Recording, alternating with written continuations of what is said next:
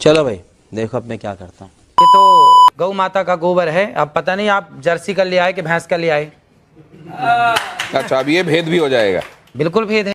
अच्छा, हमको सिखा रिया है। तो आप तो इसके जानकार हैं, विशेषज्ञ हैं, आप तो देखकर बता देंगे कि किसका है। नहीं, ये सब देख के बताने की चीजें नहीं है। देसी गाय का गोबर ही शुद्ध है। लेकिन ऐसे देखकर पता नहीं चलता। नहीं, ये पता चलता है, उसके भी गुण होंगे, पर वो यहाँ पे अब कहाँ लिबर्टी ले आए हम आपके बीच में। तो ये क्या ये इसको, जैसे अगर कोई शुद्ध आपके जितना जानने वाला नहीं है, उसको शुद्ध के बारे में पता नहीं है, शुद्ध देसी आपने गाय। कहा गोबर का इस्तेमाल करो। हाँ, वो इसका इस्तेमाल क्या सौंदर्य प्रसाधन में कर सकता है? शुद्ध देसी गाय, भैंस का नहीं और जर्सी का नहीं। जर्सी का तो बिल्कुल नहीं, भैंस का तो बिल्कुल नहीं, केवल शुद्ध देसी गाय वेद लक्षणा। उस गाय के गोबर में गुण है, उस गाय के गौमूत्र में, अर्क में गुण है, सबके मूत्र में गुण नहीं है। गजब बेइज्जती है। नहीं तो अगर इस तरीके से गोबर आपको कहीं मिले तो उसको सौंदर्य प्रसाधन के तौर पर इस्तेमाल नहीं करना चाहिए। ये गोबर खेतों में डाल के खाद बनाने के काम का है, लेकिन जो देसी गाय का गोबर है वह आपके लिए अमृत का। आपने क्या कहा था गोबर के संदर्भ में? क्या आपने इस तरीके के तरीके के भेद बताते हुए कहा था? जरा वो देखते हैं, वो सुनते हैं। एक बार दिखाइए जरा, फिर उसके बाद चर्चा में वापस आता है। आपने कभी गाय के गोबर से अपने मुंह को धुला? नहीं। केमिकल युक्त फेस वॉश आप यूज करते हैं, लेकिन शुद्ध गाय का गोबर, इस गोबर से नहाने से चमड़ी का कोई भी रोग हो, मैं गारंटी लेता हूं, चमड़ी संबंधी कोई भी रोग हो, आप गऊ के शुद्ध देसी गाय के दो गोबर से स्नान करेंगे तो आपका चमड़ी का रोग समाप्त हो जाएगा। इतनी ताकत गोबर में है। देखिए, मैंने कहा, और सिर्फ इतनी बात नहीं है, बांझपन का भी इलाज है ये। क्या बोला तूने? तो ये गाय के संदर्भ में आपने कहा, ये बात स्पष्ट है। अब जरा प्रियंका गुप्ता जी ये बताएंगे आपकी कितने बार आपने गोबर से फेशियल किया है, गाय के गोबर से लोगों का? हाँ सर, मैंने तो आज तक जो मेरी इंडस्ट्री है इसमें मुझे कहीं पे भी पढ़ाया और सिखाया नहीं गया कि गोबर से आप फेशियल कर सकते हो या गोबर से अपनी स्किन को चमका सकते हो। और जैसे कि बाबा जी बता रहे हैं, और अगर ऐसा है तो इसके ऊपर रिसर्च जरूर करना चाहिए। ये अश्विनी जी, आपका कोई इसमें आप एनलाइटन करेंगे क्या? इस तरीके की कोई बात आपके संज्ञान में कभी आई? हाँ, नहीं, as a this thing psychologist मैं बोलूंगा, अगर इन्होंने कहा है तो इनके पास कोई प्रूफ होगा। हाँ, और वो प्रूफ आप सामने लाइए, क्योंकि क्या होता है कि बहुत से लोग जो भी बात करते हैं प्रूफ नहीं। तो अगर आपके पास प्रूफ है, लाइए, लोगों को प्रूफ करके दिखाइए। हमारे शास्त्रों में इसका खूब प्रूफ है। नहीं जी, एक मिनट, मैं शास्त्रों की बात यहां नहीं कर रहा, मैं आज के संदर्भ में बात कर रहा हूं।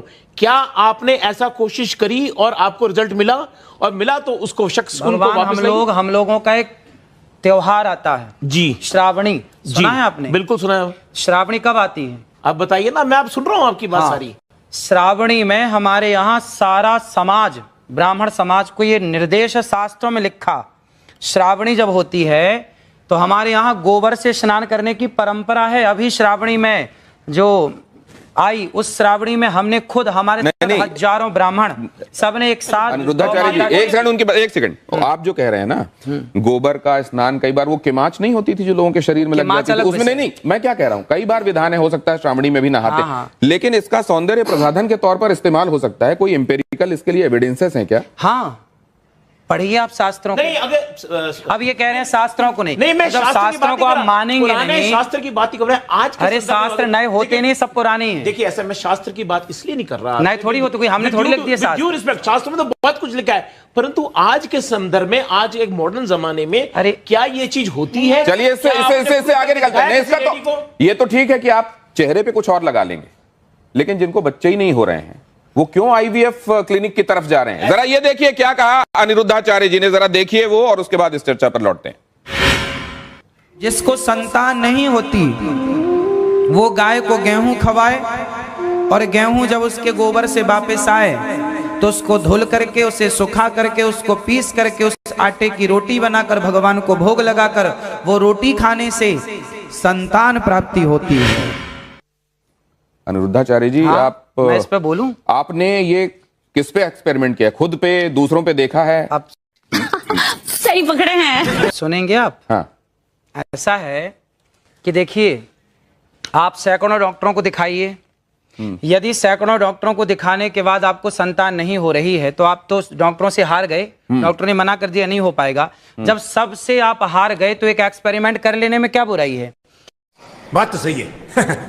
आपने रघुवंशम महाकाव्य पढ़ा होगा, महर्षि कालिदास जी ने उसको लिखा है। भगवान राम के जो पूर्वज थे उनका नाम था दिलीप, उनके भी कोई संतान नहीं हो रही थी। तब राजा दिलीप ने गौ माता की सेवा की और गौ माता की सेवा से दिलीप के संतान हुई जिनका नाम रघु पड़ा, रघुवंश उनके नाम से आगे चला।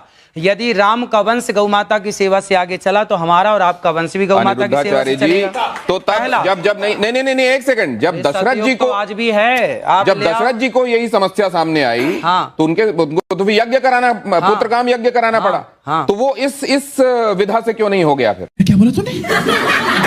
इस विधा से हुआ। आप समझो, दशरथ जी ने यज्ञ कराया तो यज्ञ में क्या लगता है? यज्ञ किससे संपन्न होता है? भैंस के घी से आहुतियां नहीं होती है ना, बकरी के घी से आहुतियां नहीं होती। जब तक वेद लक्षणा गाय का उसमें घी प्रयोग ना होगा तब तक आपका कोई यज्ञ संपन्न ही नहीं होगा। बिना गाय के ना कोई यज्ञ संपन्न हो सकता है, ना कोई पूजा संपन्न हो सकती है।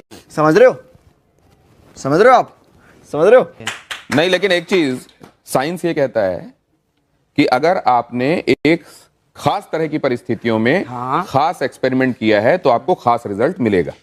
आप उसको दोहरा सकते हैं। मैंने तो इस रोटी को खाई है, जो मैंने बोला है, मैंने तो इस रोटी को खाया है। मैं नहीं मानता।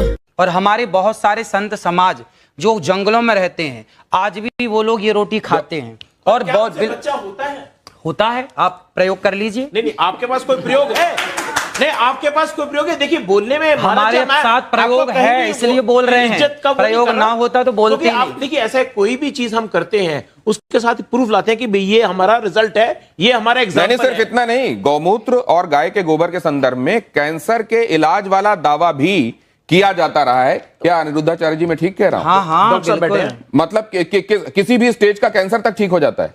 गौ माता के मूत्र में, गौ अर्क में इतनी शक्ति है। यदि शक्ति ना होती तो मेडिकल स्टोरों में गौमूत्र क्यों बिक रहा? कुत्ते का मूत्र बिकता भाई। गौमूत्र बिक रहा है तब तो कोई शक्ति है, दम है, तब ना बिक रहा है, वरना कुत्ते का क्यों नहीं बिक रहा है?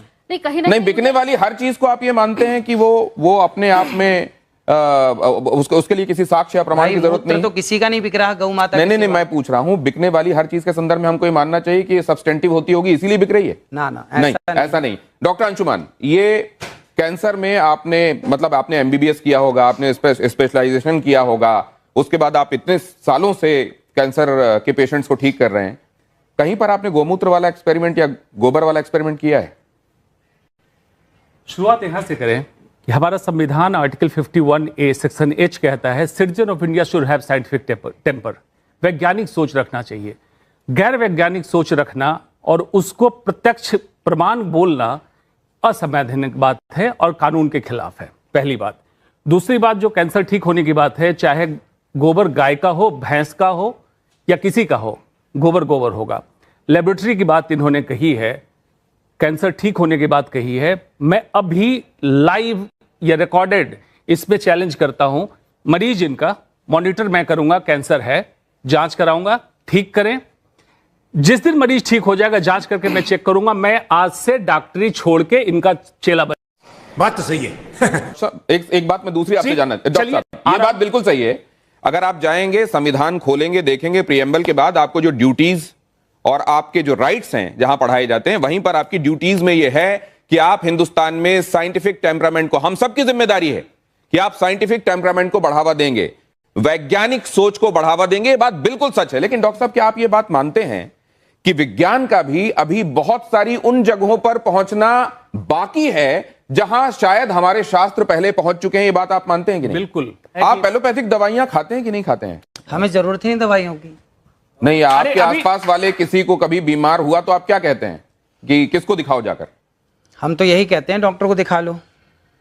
और डॉक्टर इसको मानते नहीं है जो आप कह रहे हैं। ऐसा है, देखिए, आज के 100 साल पहले तो कोई डॉक्टर नहीं था। 10,000 साल पहले सुश्रुत महर्षि, हाँ ना, आखिर आए तो वेद में ही आ गए ना। आप भी वेद में नहीं है, क्यों बात समझिए, बात की बात कर रहे हैं तो वेद में ही थे। अरे भाई, भारत का हर डॉक्टर सुश्रुत और चरक का संतान है। हाँ। भले हम मॉडर्न मेडिसिन प्रैक्टिस करें, आयुर्वेद प्रैक्टिस करें,